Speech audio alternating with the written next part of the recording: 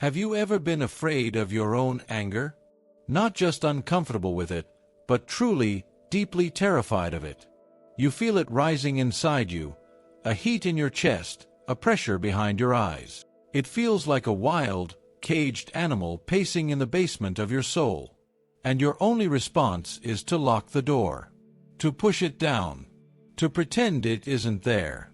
You are the nice one, the calm one, the peacemaker. You are the person who doesn't get mad, until one day you do. And when it finally erupts, it feels so foreign, so explosive, so out of control, that it confirms your greatest fear. That your anger is a monster. That it is dangerous. That you are dangerous. And so you shove it back into the cage, filled with shame, vowing to never let it out again. If this is your story, I want you to stay with me. Because today, we are going to walk down to that basement, not to fight the beast, but to finally understand it. We are going to dismantle the great lie that you have been told your entire life. The lie is this, that your anger is a bad emotion. The truth is this, your anger is not your enemy. It is your most loyal, misunderstood, and desperate protector. You are not afraid of your anger because there is something wrong with you. You are afraid of your anger because you were taught to be. Your fear is a learned response, a survival strategy that you developed long ago to navigate the world you grew up in. For many of us, this story begins in childhood. Think of a child. Their anger is pure, direct, and honest. It's a protest against injustice. That's not fair. It's a defense of their boundaries. That's mine. Stop. It's a signal that their needs are not being met. A child's anger is a vital, healthy, life-affirming force. But what happens when that pure life force is met with punishment? What happens when a child's anger is met with an even bigger, scarier anger from a parent? What happens when it's met with shame? Good children don't get angry. Or with the devastating withdrawal of love. The child learns a critical lesson, a lesson that becomes wired into their nervous system. My anger is dangerous. It causes pain. It causes disconnection. To be safe and to be loved, I must not be angry. For others, the lesson was different. You may have grown up in a home filled with chaos, where you had to be the peacemaker. Your role was to be the calm in the storm, to soothe the emotions of the adults around you. Your own anger would have been a threat to that fragile peace. It would have been a betrayal of your role. So you learned to suppress it, to swallow it, to become a master of tranquility, all while a storm raged inside of you. And for some, you were a witness to rage. You saw how anger was used as a weapon. You saw it destroy, you saw it hurt, you saw it control. And you made a sacred vow to yourself, deep in your child's heart. I will never be like that. And so, you disowned your own anger, viewing it as a poison, terrified that even a single drop would corrupt you. Whatever your story, the result is the same. You learn to exile a fundamental part of your own life force. But here is the secret of all exiled things. They do not disappear.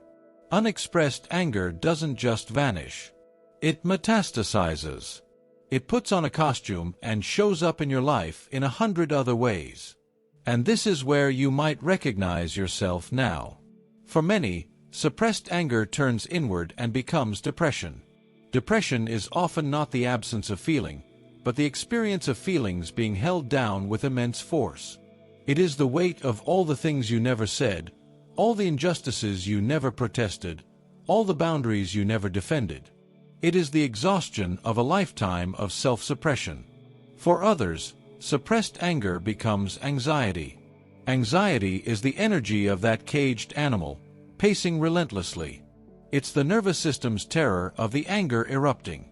It's a constant, low-grade state of alarm, a fear of your own internal world, of what might happen if you finally lose control. Sometimes, suppressed anger manifests in the body. It becomes chronic pain. Headaches, jaw tension, back pain, digestive issues. These are the physical screams of a body that has been holding tension for years. It is the body screaming what the mouth has been forbidden to say. And for almost everyone who fears their anger, it becomes a life of people-pleasing. You become an expert at anticipating the needs of others. You become incapable of saying no. Because saying no, or setting a boundary, is an act that requires a healthy connection to your own anger. Anger is the guardian of your boundaries. It is the part of you that says, I matter too. Without it, you become a ship without a rudder, tossed about on the waves of everyone else's wants and needs. You see, your anger was never the problem. The problem was that you were taught that you had to choose between your anger and your safety, between your anger and your lovability, and you made the only choice a child could make. But now, as an adult, the journey of healing is about realizing you no longer have to make that choice. It is about learning to befriend this powerful, protective part of you. To walk down to the basement, not with a whip and a chain, but with a lantern and some food. To sit with that caged animal and learn its language. So how do we do this? How do we befriend our anger? It is not about letting it all out in a destructive rage. That is often just the result of suppressing it for too long. True, healthy anger is not explosive. It is a clear, calm, and powerful energy. The journey begins with learning to listen to it instead of silencing it. The first step is simply to acknowledge it. The next time you feel that flicker of irritation, that heat in your chest, don't run. Don't judge. Don't immediately swallow it. Just pause. Place a hand on your heart and say to yourself, ah, there you are. Anger is here. Notice where you feel it in your body. The tightness in your jaw, the heat in your face, the knot in your stomach. Just be with the physical sensation, without a story, for a few seconds. You are just noticing. You are not acting. This simple act of acknowledgement is revolutionary. It tells this exiled part of you that it is allowed to exist. The second step is to get curious. Instead of fearing the anger, you can treat it like a messenger. You can ask it gently, what are you trying to tell me? What are you trying to protect me from? What boundary has been crossed here? What injustice needs to be named? Anger is a compass. It always points to something that is not right, either in the world around you or in the way you are treating yourself. It might be pointing to a friend who consistently takes advantage of your kindness. It might be pointing to an unfair situation at work. It might be pointing to the fact that you haven't rested in 3 weeks and are disrespecting your own body's needs. The anger is just the signal. Your job is to get curious about the source. The third step is to honor the message. This does not mean you have to yell or become aggressive. Honoring the message is about taking a small, safe, and empowered action based on the information your anger has given you. Honoring the message might be saying no to that extra project.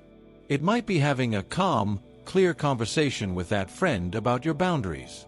It might be as simple as giving yourself permission to rest. You are teaching your anger that you are listening now, that it doesn't need to scream to be heard, that it can trust you to take care of things. As you practice this, something miraculous begins to happen. The anger, no longer exiled and starved in the basement, begins to transform. The terrifying, explosive monster becomes a warm, protective fire in your belly. It becomes your passion, your clarity, your courage, your voice. It becomes the energy you need to protect what you love, to pursue what you want, and to say no to what harms you. It becomes an integrated, vital, and beautiful part of who you are. You do not need to be afraid of your anger anymore. It was never a monster. It was just a loyal bodyguard, banging on the door, trying to get your attention, trying to keep you safe in the only way it knew how. Your journey now is to open that door, to thank it for its fierce protection, and to let it know that you are here now, and you can take it from here together. If you have lived in fear of your own anger, please be kind to yourself. You are just trying to survive.